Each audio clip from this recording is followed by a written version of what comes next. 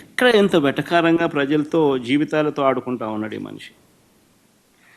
చీటింగ్లో PhD తీసుకున్న ఈ వ్యక్తి ఆయన నటన అన్నది ఏ స్థాయిలో ఉంటుందనంటే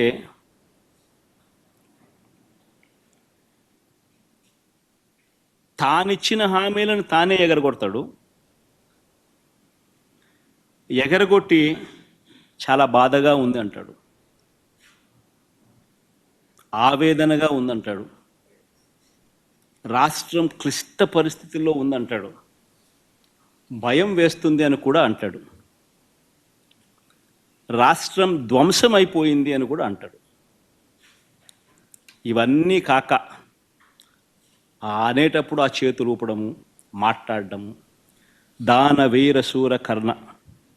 ఎన్టీ రామారావు గారి సినిమా మీరు చూశారో లేదో కానీ ఆయనకు కాదు ఏదైనా అవార్డు ఏదైనా ఉంటే నటనలో అవార్డు ఇవ్వాల్సింది, చంద్రబాబు నాయుడు గారికి అవార్డు ఇస్తే ఇంకా బాగా పర్ఫెక్ట్గా సరిపోతుంది.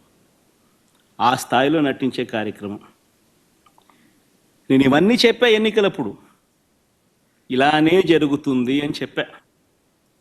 చంద్రబాబు నాయుడు గారిని నమ్మడం అంటే చంద్రముఖిని నిద్రలేపడమే అని చెప్పా.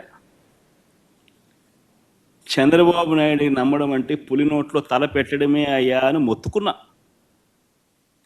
చెప్పాను ఇవన్నీ. నేను చెప్పినప్పటికీ కూడా పొరపాటున ప్రజలు పొరపాటు పడ్డారు.